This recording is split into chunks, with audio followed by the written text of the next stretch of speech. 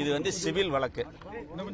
Civil வழக்கு 3 மாசத்துக்கு முன்ன நடந்ததாக சொல்லி ஒரு எஃப்ஐஆரை போட்டு, அது ஒரு எஃப்ஐஆரில் 2 எஃப்ஐஆர் போட்டு இதை கிரிமினல் கேஸ் ஆக்கி உள்ள வைக்கணுங்கிறத ஒரு அரசியல் பழிவாங்கும் எண்ணத்தோட நடந்த கேஸ் இது.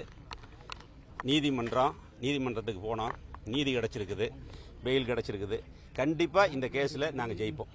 இதுக்கு முன்னே எனக்கு எங்கிட்ட கேஸ் கிடையாது, அரசியல் கேஸ் தான். இந்த 3 வருஷத்தில் மட்டும் என் மேலே இதோட 31 கேஸ் போட்டிருக்காங்க.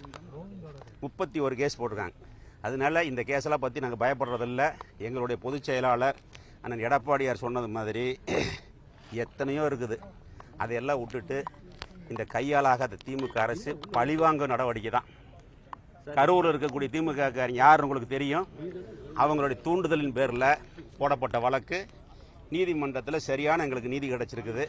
கண்டிப்பாக அது நீதிமன்றத்தில் சந்தித்து இந்த வழக்கிலிருந்து வெளியில் வருவோம்.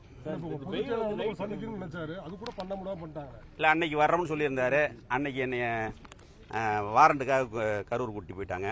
இப்போ வந்து இது நடந்துக்கிட்டு இருக்குது, நம்ம பார்லிமெண்ட் தொகுதி சம்பந்தமான ஆலோசனை கூட்டம் நடந்துக்கிட்டு இருக்குது. அதனால் அன்னைக்கு என்ன இவங்கெல்லாம் வந்தாங்க, தங்கமணி என்ன, சிபி சண்முகம், ஒரு பரஞ்சோதி, இவங்கெல்லாம் வெளியில் இருந்தாங்க, உள்ளே வர முடியல. கட்சியில் எனக்கு ஆதரவு கொடுத்த நிர்வாகிகளுக்கும் மற்றும் குறிப்பாக வழக்கறிஞர்களுக்கும் என் சார்பாக மனமார்ந்த நன்றி. அதனால் இதை கண்டுலாம் நாங்கள் பயப்பட மாட்டோம். இதை வச்சு மிரட்டி கட்சிக்காரங்களை பயமுறுத்தலாம்னு நினைக்கிறதெல்லாம் நடக்காது.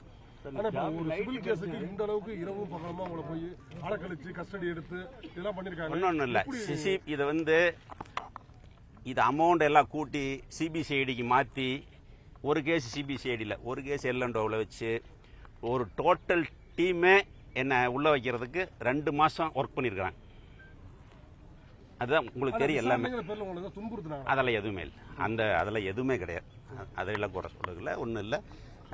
நீதிமன்றத்தில் நியாயம் கிடைச்சிருக்குது. அது நீ அடுத்ததாக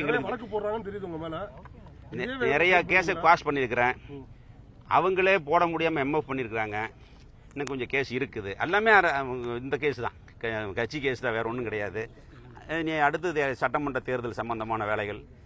இந்த கேஸில் என்ன மட்டும் இல்லை, கட்சிக்காரங்கள, என் ஆஃபீஸில் வேலை செய்கிறவங்க, கூட பழகுறவங்க எல்லாத்தையும் டிஸ்டர்ப் பண்ணிட்டாங்க.